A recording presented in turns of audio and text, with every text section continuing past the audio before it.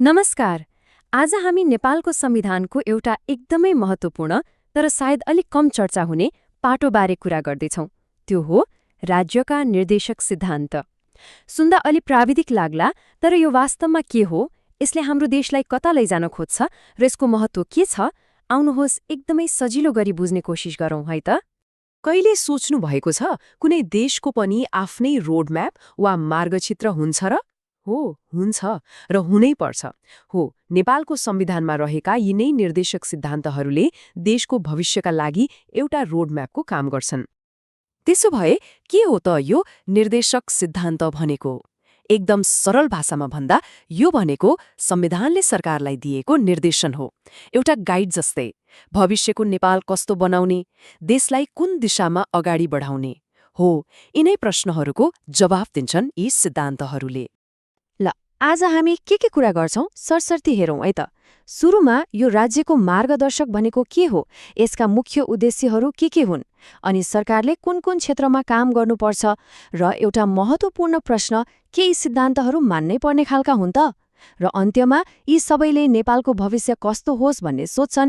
यो सबै कुरा हामी केलाउनेछौं। ल, त्यसो भए सुरु गरौं पहिलो खण्डबाट। आखिर राज्यलाई यस्तो मार्गदर्शक किन चाहियो त?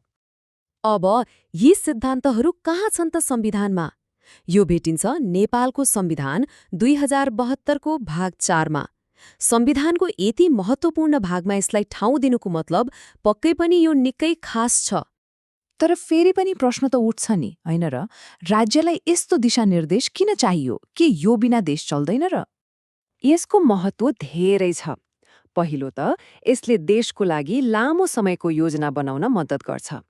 अर्को, समाजमा न्याय, समानता र समृद्धि कसरी ल्याउने भन्ने बाटो देखाउँछ। भनौँ न, यसले देशलाई एउटा निश्चित बाटोमा हिँडाएर सबै नागरिकको विकास सुनिश्चित गर्ने लक्ष्य राख्छ। अब जाउँ दोस्रो खण्डमा।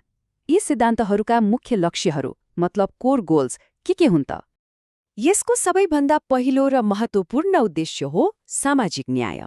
भनेको समाजमा जात, लिङ्ग, धर्म वा क्षेत्रको नाममा कसैलाई पनि भेदभाव गर्न पाइँदैन। सबैले बराबर अवसर पाउनुपर्छ भन्ने यसको मूल मर्म हो।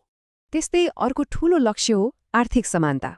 मतलब गरिबी हटाउने, सबैको लागि रोजगारीको अवसर सृजना गर्ने र देशको सम्पत्तिलाई न्यायोचित तरिकाले वितरण गर्ने, ताकि हरेक व्यक्तिले एउटा सम्मानजनक जीवन बिताउन सकोस्। र संविधानले एउटा अलि विशेष खालको आर्थिक प्रणालीको कुरा पनि गर्छ, समाजवाद उन्मुख अर्थतन्त्र। अब यो सुन्दा अलि जटिल लाग्न सक्छ, तर संविधानले भन्न खोजेको के हो भने सरकारी, निजी र सहकारी तीनवटै क्षेत्र मिलेर देशको आर्थिक विकास गर्ने र त्यसबाट सबै नागरिकलाई आधारभूत आवश्यकता र सामाजिक सुरक्षा दिने।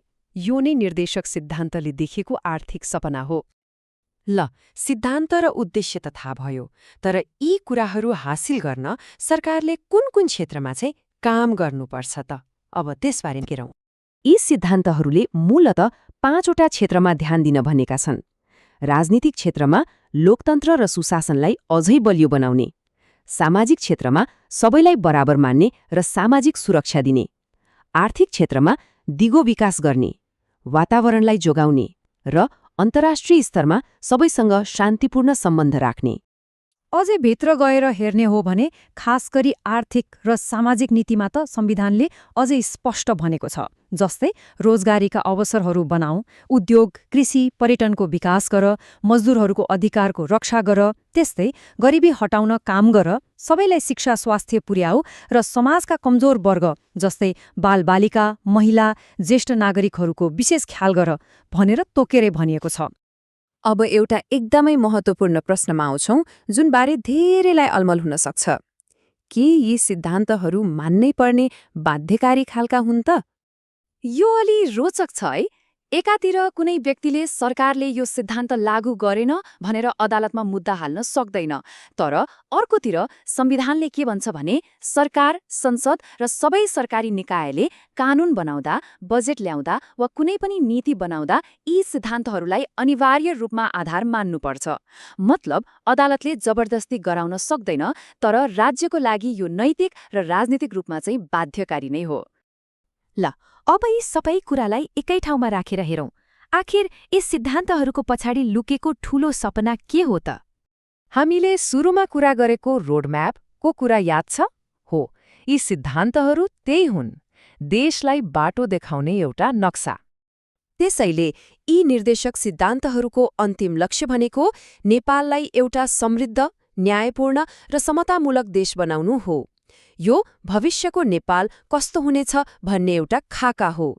र अन्त्यमा एउटा प्रश्न छोडेर जान चाहन्छु। संविधानमा यति सुन्दर ढङ्गले कोरिएको यो रोडम्यापले नेपाललाई व्यवहारमा चाहिँ साँच्चीकै कहाँसम्म पुर्याउला? यो सपना पूरा गर्न के कस्ता चुनौती होलान्, यसबारे सोच्न पनि उत्तिकै जरुरी छ।